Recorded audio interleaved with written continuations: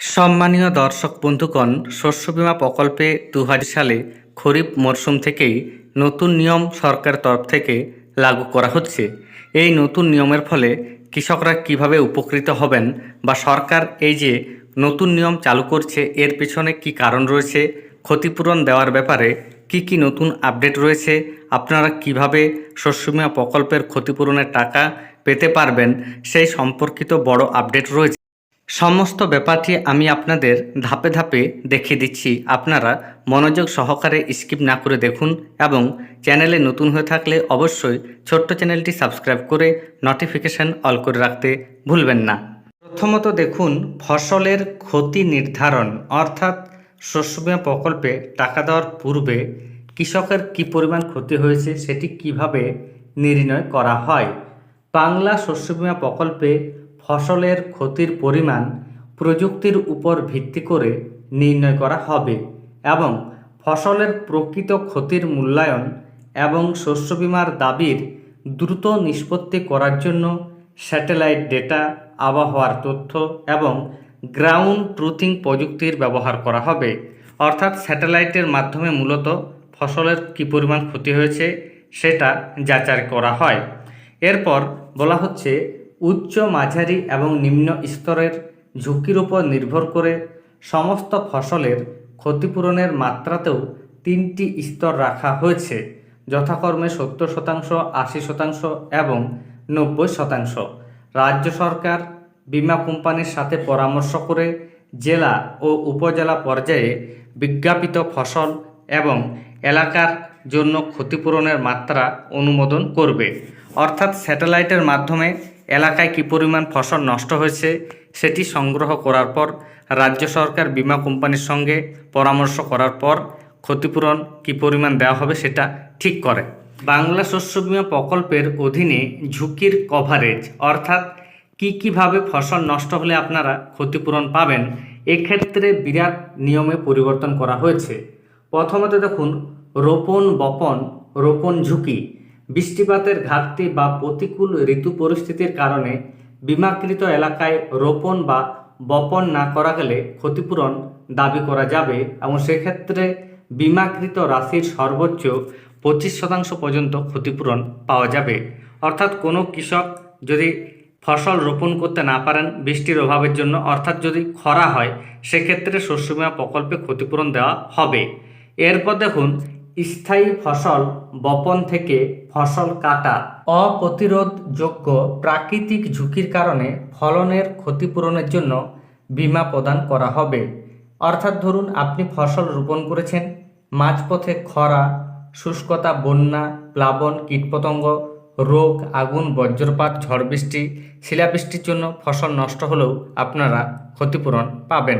এবার দেখুন, ফসল পরবর্তী ক্ষতি অর্থাৎ ফসল কাটার পর তা শুকানোর জন্য ছড়িয়ে রাখা অবস্থায় সর্বোচ্চ 2 সপ্তাহ পর পর্যন্ত ঘূর্ণিঝড় এবং অমৌসুমি বৃষ্টিপাতের ফলে ক্ষতিগ্রস্ত হলে তা ক্ষতিপূরণ পাওয়ার যোগ্য।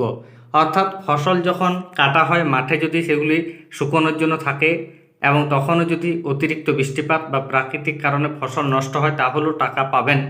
এরপর দেখুন, এই যে নতুন নিয়ম এটি চালু করা হয়েছে এই বছর থেকে। স্থানীয় বিপর্যয়, শিলাবৃষ্টি, ভূমিধস এবং জলাবদ্ধতার মতো ঘটনাগুলি স্থানীয় বিপর্যয় রূপে চিহ্নিত করা হবে এবং তা ক্ষতিপূরণ দাবির যোগ্য। কোনো নির্দিষ্ট এলাকায় ধরুন ছোট পরিসরে শিলাবৃষ্টি, ভূমিধস ইত্যাদির কারণে ফসল নষ্ট হলেও ক্ষতিপূরণ দেওয়া হবে। এরপর দেখুন, সাধারণ বর্জন, যুদ্ধ এবং পারমাণবিক ঝুঁকি, দূষিত ক্ষতি এবং অন্যান্য প্রতিরোধযোগ্য ঝুঁকির ফলে সৃষ্ট ক্ষতি এই বীমা প্রকল্পের আওতায় ধরা হবে না। অর্থাৎ শুধুমাত্র প্রাকৃতিক কারণে ফসল নষ্ট হলে ক্ষতিপূরণ পাবেন। 2024 সালে খরিফ মরশুমে সব থেকে গুরুত্বপূর্ণ যে নতুন নিয়ম চালু করা হচ্ছে সেটি হচ্ছে বাংলা শস্য বীমা ক্ষতিপূরণ দাবি। অর্থাৎ কৃষকদের কি করতে হবে সেটি দেখুন। বলা হচ্ছে, বাংলা শস্য বীমাকারীর যদি প্রাকৃতিক দুর্যোগের কারণে ফসলের ক্ষতি হয়ে থাকে তবে সেক্ষেত্রে ঘটনার 48 ঘন্টার মধ্যে প্রকল্পের টোল ফ্রি নম্বরে সরাসরি বীমা কোম্পানি, সংশ্লিষ্ট ব্যাংক, স্থানীয় কৃষি দপ্তর বা জেলা আধিকারিককে জানাতে হবে। অর্থাৎ ধরুন আপনার ফসল অতি বর্ষায় বা জলাবদ্ধভাবে রয়েছে, আপনার ফসলের ক্ষতি হচ্ছে, আপনাকে 48 ঘন্টার মধ্যে ফোন করে জানাতে হবে বা কৃষি দপ্তরে জানাতে হবে, খবর দিতে হবে, তবেই ক্ষতিপূরণ পাবেন। এখানে বলা হচ্ছে দেখুন, মনে রাখতে হবে সর্বপ্রথম প্রকল্পের টোল ফ্রি নম্বর, এই যে নাম্বারটা দেওয়া হয়েছে সেটি আপনারা স্ক্রিনশট করে নিতে পারেন, এই নম্বরে জানাতে হবে। এবং সেক্ষেত্রে জানানো সম্ভব না হলে আপনারা সরাসরি বীমা কোম্পানি বা সরকারি কৃষি আধিকারিকদের কাছে যেতে হবে, অর্থাৎ ব্লকে গিয়েও আপনারা যোগাযোগ করতে পারেন। এই যে নতুন নিয়মটি চালু করা হয়েছে, এটি কেন চালু করা হয়েছে এবার আপনাদের সেটা আমি সরাসরি দেখাচ্ছি। এখানে কি বলা হচ্ছে দেখুন, সিদ্ধান্ত নেওয়া হয়েছে এবার থেকে বাংলার যে কোনো জেলার যে কোনো ব্লকের যে কোনো গ্রাম পঞ্চায়েতের যে কোনো মৌজায় যদি একজনও চাষির জমির ফসল ক্ষতি হয় তাহলে তিনি সেই বিমার সুবিধা পাবেন, ক্ষতিপূরণ পাবেন। এতদিন মৌজা বা পঞ্চায়েত এলাকা ধরে এই ক্ষতিপূরণ দেওয়া হতো। কোনো মৌজায় অল্প সংখ্যক চাষির ধান বা অন্য ফসল ক্ষতি হলে তিনি বা তারা ক্ষতিপূরণ পেতেন না। এবার থেকে সেই নিয়ম আর থাকছে না।